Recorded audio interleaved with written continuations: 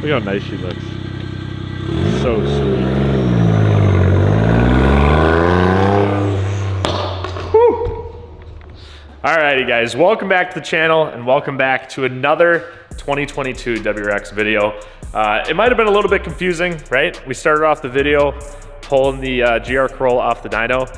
And if you guys followed me on Instagram, you would have just seen, I posted it like literally 20 minutes ago, the last dyno run officially with a stock transmission, because we definitely just blew the transmission up.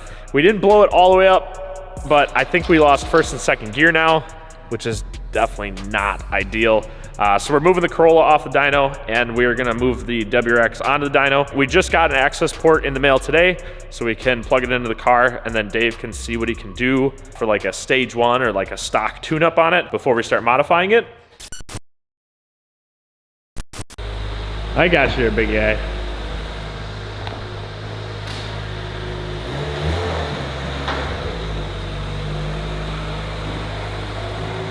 Perfect. You guys might notice that we swapped those 1552 Turbo Max. We had to swap the stock wheels back on the car because if you guys didn't know, rolling them on the dyno has this like really kind of rough knurling on it to make sure that the tires maintain traction, and they kind of chew through the tires. So we had some really nice snow tires on those Turbo Max. We decided we'd rather chew apart the stock tires. But yeah, so what we're gonna do now, figure out the strapping on the back. This is the first time that we have strapped down this car. That's probably the hardest part of dynoing any vehicle or any new vehicle, is trying to figure out how to run the straps. We had the car up on the lift before. Luckily, there's 2 tie-down points up here in the front, one on the left and one on the right. So unlike other cars, this car should be pretty easy. We're gonna get strapped down, and then once Dave gets that access port installed, we will go from there and start doing some dyno pulls. Yeah? How many pulls? Are we gonna do 3 pulls or what? Yeah. All right. We'll do 3rd gear. 3rd gear? Just so you guys know, 3rd gear, right? We're gonna do 3 pulls back to back to back. So we're gonna get a good average. The first official dyno pull of the 2022 WRX. Coming at you, baby.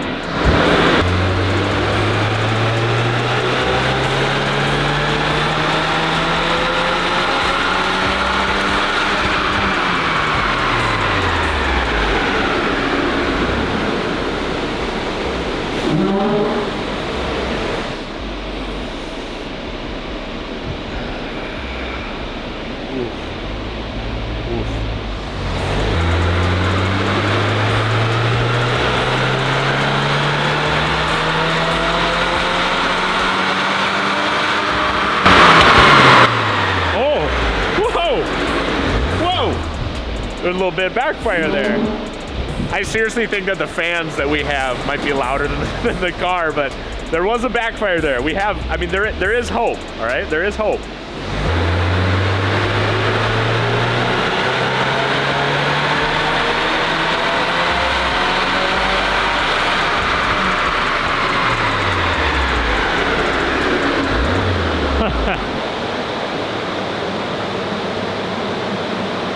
Honestly,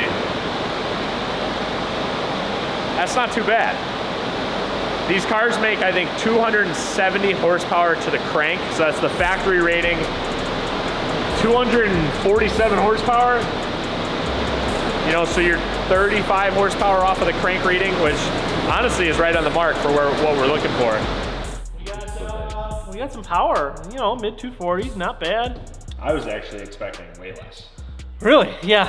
I mean, 220, 225 is what I was expecting. I would have shot even lower had I not known beforehand what they've been putting down online. I would have shot around the 200 mark. So right now, the next thing we're gonna do, I just flashed the stage 1 91 octane map from Cobb onto it. And we're gonna see, yeah, we're just gonna see what it does. I did see that it was pulling some timing as we expected. Right.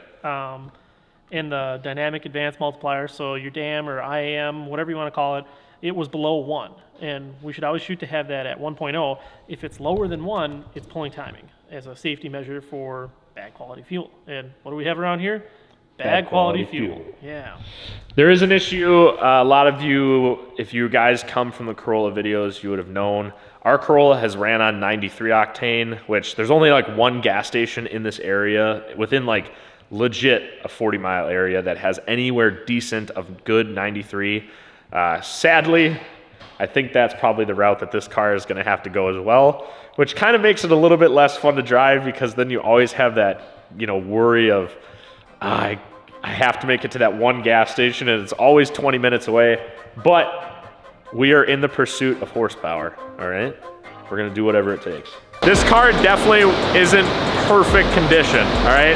We bought it used, it's got 11,000 miles. It had a minor fender bender, all right? The rear bumper got hit right in here. It cracked the bumper support underneath it, and then also did a couple dents right in here, right there. 1, 2, 3. So this car isn't perfect. I understand to most people, that would be a game changer, right? You don't want to buy a car that's been hit, that needs to be repaired, has any paintwork done to it, and that's a completely valid concern. For us, on the other hand, somebody who's basically gonna, in most people's eyes, destroy the car, we're gonna modify it. There'll probably be a body kit on this car at some point, a little bit of a hint, but this is perfect for us because we got a really good deal on this car with that previous history of a little bit of damage, which allows us to spend more money on modifications to make videos for you guys. So I didn't want to hide that.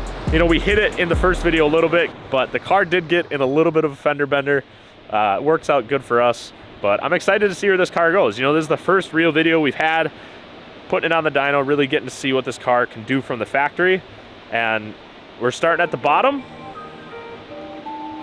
There's a Drake song in there somewhere, all right? We're at the bottom, right? We're gonna clip this, use this clip months from now when this car is doing a lot cooler things. And we're gonna use that song, starting at the bottom, now we're here. But I'm still at the bottom. So we're staying humble, all right? We're staying humble.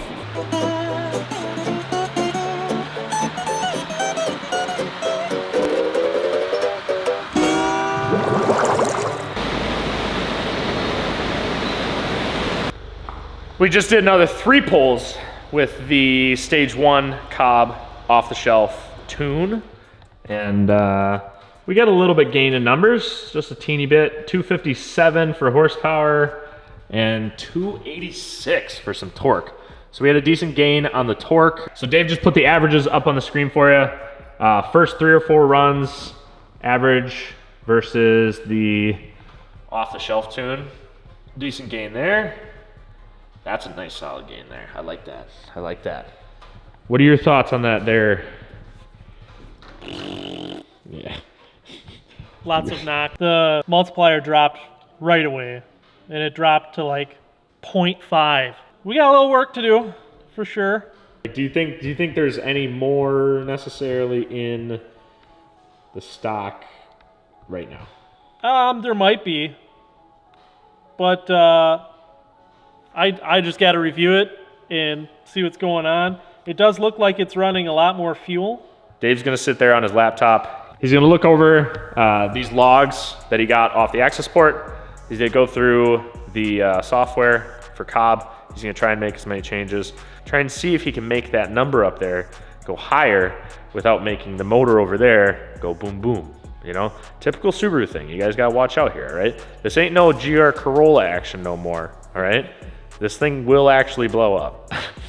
6.5 hours later. It's been a few hours. Dave's been working away, trying to see what he can do, and it doesn't look like there is much of anything. Nope. But it's safer now. Right. Versus the off-the-shelf map, is what you're Yeah. saying.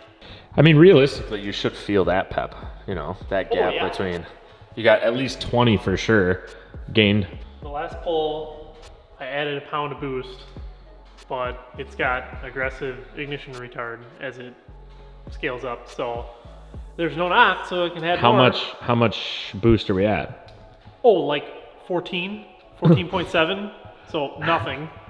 And then we also extended the red line just a little bit, probably the equivalent of like 200 RPM, I'd say. Yep, 200. I mean, it's nothing crazy for right now, but for a baseline, which is what we were trying to do here, trying to get a good comparison. You can really see it up here in this line.